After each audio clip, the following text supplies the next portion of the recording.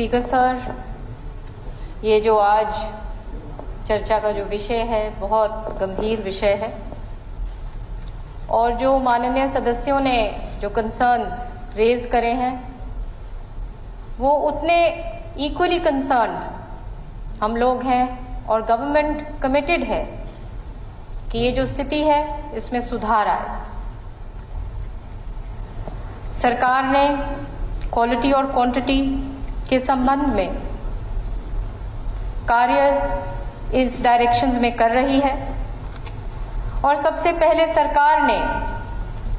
2200 observation points पर नियमित रूप से भूजल की क्वालिटी और क्वांटिटी पर मॉनिटरिंग का काम कर रही है। Central ground water board Bharat सरकार की संस्था ने भी इस डिक्लाइनिंग क्वालिटी की ओर इशारा किया है। क्वालिटी में सुधार करना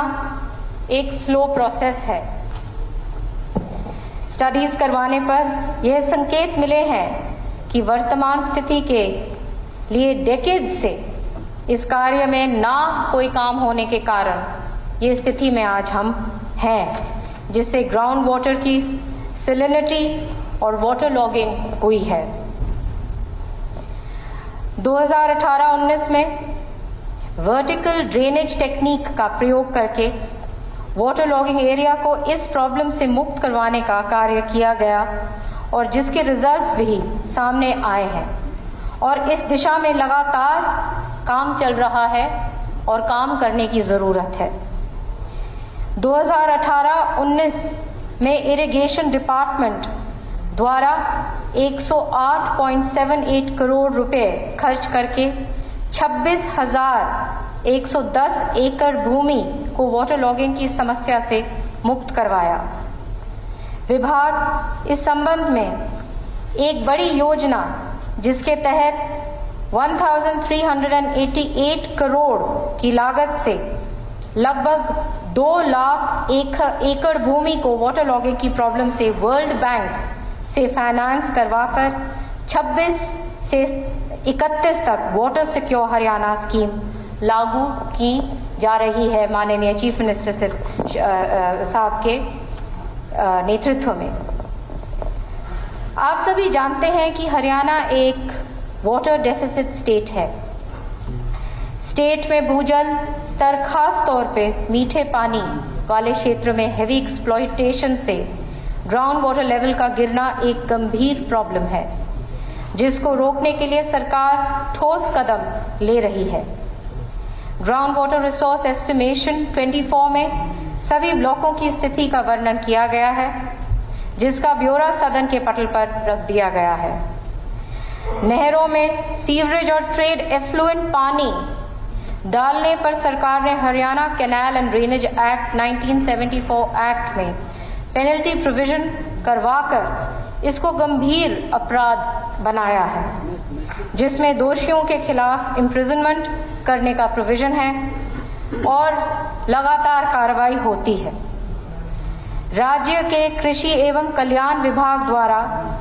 13 मेंशन डिस्ट्रिक्ट्स रोहतक, झज्जर, सोनीपत, भिवानी, हिसार, जींद, चरखी दादरी, फतेहाबाद, फरीदाबाद, गुरुग्राम, सिरसा, पलवल, मेवात में सब सरफेस और वर्टिकल ड्रेनेज सिस्टम टेक्नोलॉजी का प्रयोग करके वाटर लॉगिंग की समस्या को वर्ष 22-23 में 25,490 एकर्स और 23-24 में 7,155 एकर्स और 24-25 में 53,167 एकर्स भूमि को इस समस्या को दूर करने का काम कर रही है। राज्य में कृषि एवं कल्याण विभाग द्वारा राज्य में फसलों के जो डाइवर्सिफिकेशन प्रोग्राम्स हैं, हरियाणा सरकार के मेरे पानी मेरी विरासत स्कीम को 2021 में लॉन्च किया, जिस द्वारा कम पानी की खपत वाली फसलें उगाने पर किसानों को 7,000 रुपए पर एकड़ सब्सिडी बेनिफिट दिया गया। वर्ष 22-23 में इसमें 58,000 एकड़ पर उपरोक्त उपज करने पर किसानों को 41.23 करोड़ रुपए और 23-24 में 36,174 एकड़ पर कम पानी वाली फसलों का उपज करने पर 25.32 करोड़ रुपए सब्सिडी बेनिफिट किसानों को दिया गया है। 24-25 तक कृषि विभाग ने 65,650 एकड़ भूमि का रजिस्ट्रेशन किया है। स्पीकर सर, मैं आपको इस सदन में यह भी बताना चाहती हूं कि माननीय सीएम साहब ने 25-26 में इस योजना को और बड़े रूप देकर किसानों को प्रोत्साहन देने के लिए सब्सिडी बेनिफिट को 7,000 प्रति एकड़ से बढ़ाकर 8,000 प्रति एकड़ किया गया है, ताकि और उत्साह इस स्कीम के प्रति आ सके। भारत सरकार द्वारा अटल भूजल योजना राज्य के 14 जिलों वाटर डेफिसिट डिस्ट्रिक्ट्स के 36 ब्लॉकों के 1647 ग्राम पंचायतों में सिंचाई विभाग द्वारा लागू की गई है, जिससे ग्राउंड वाटर टेबल पर कम दबाव डले। इसके लिए micro irrigation, crop diversification, direct seeding of rice, ground water monitoring, pond rejuvenation, information, education and communication activities से निश्चित रूप से भूजल स्तर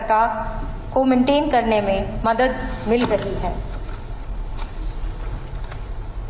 सिंचाई विभाग द्वारा स्वच्छ भारत अभियान में नोडल डिपार्टमेंट के रूप में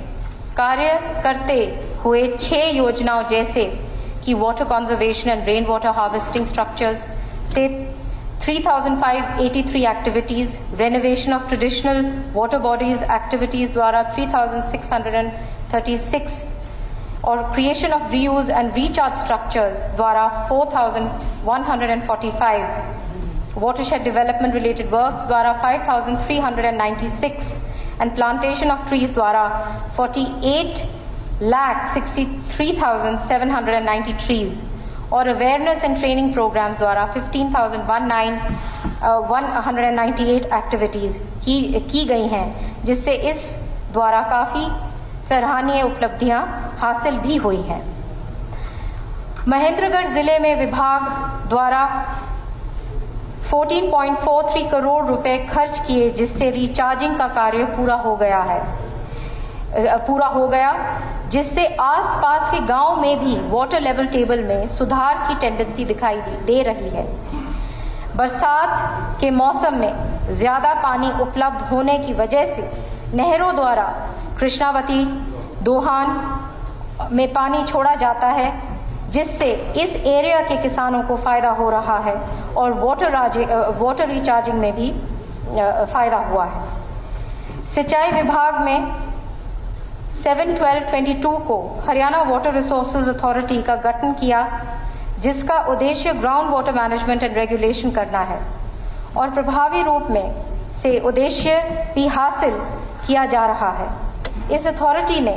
24-25 तक वाटर कंजर्वेशन एक्टिविटी के लिए 90 करोड़ रुपया अलग अलग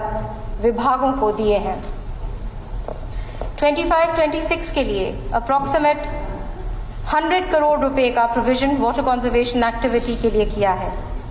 सरकार द्वारा micro irrigation and command area development authority MICADA का गठन 2021 में किया गया,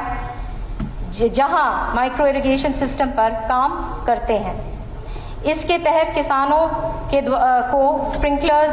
ड्रिप सिस्टम अपनाने पर किसानों को 85% सब्सिडी दी जाती है, ताकि वो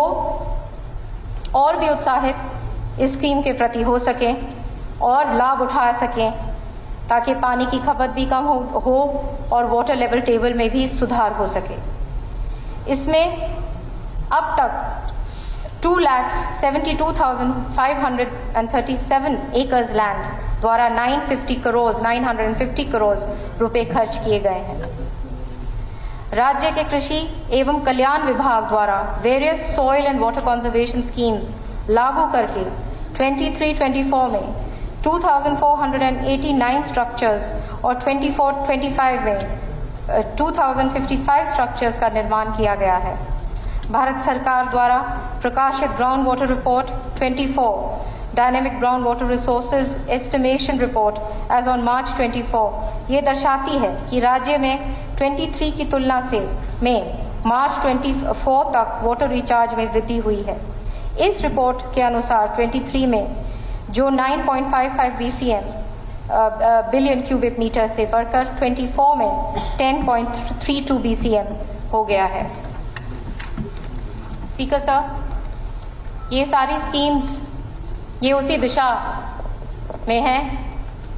काम बहुत किया गया है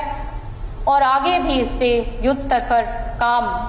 माननीय चीफ मिनिस्टर साहब ने हमेशा यही कहते हैं कि ये जैसे सब कह रहे हैं कि वाटर इज लाइफ, और इसको बहुत गंभीरता से लिया जा रहा है और काम हो रहा है।